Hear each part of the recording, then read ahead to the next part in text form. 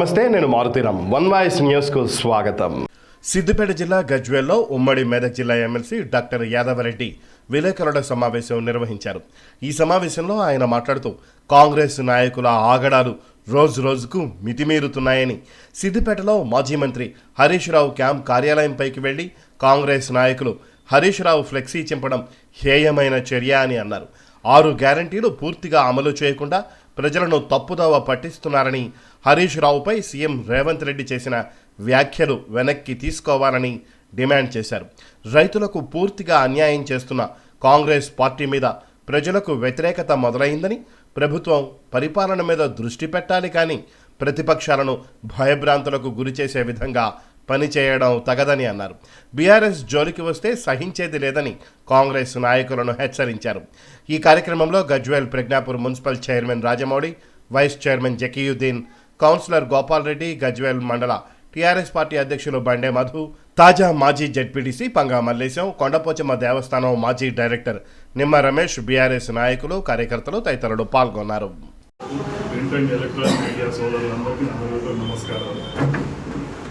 ఈరోజు ముఖ్యంగా ఈ ప్రెస్ మీట్ ముఖ్య ఉద్దేశం,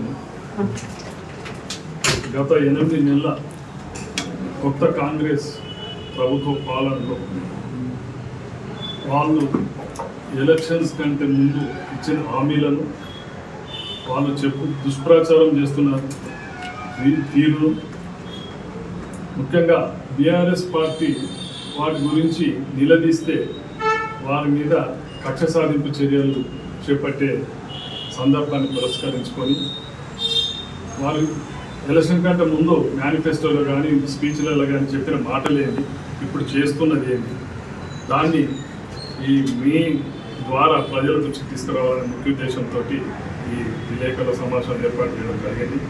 మరీ ముఖ్యంగా నిన్న సిద్దిపేట పట్టణంలో ఒక హరీష్ రావు లాంటి ఉద్యమ నాయకుడిని, సీనియర్ నాయకుడిని, మాజీ మంత్రివర్యులను ఆఫీస్ మీద దుర్మార్గంగా కొంతమంది తాగి కాంగ్రెస్ గుండాలు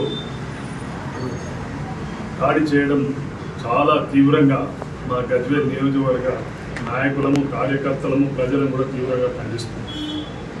చాలా అది ఏమైన చర్య. సిద్దిపేట పట్టణంలో అప్పుడు కేసీఆర్, గతంలో హరీష్ రావు నాయకత్వంలో సుమారు 40 సంవత్సరాల సుదీర్ఘ రాజకీయ ప్రస్థానంలో ఎక్కడ కూడా ఒక చిన్న భౌతిక దాడులు జరిగిన సందర్భాలు లేవు.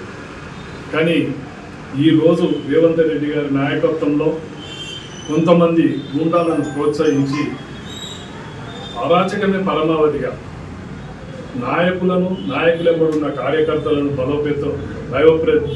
భయాందోళనకు గురి చేసి లబ్ధి పొందాలని చూస్తున్నారు.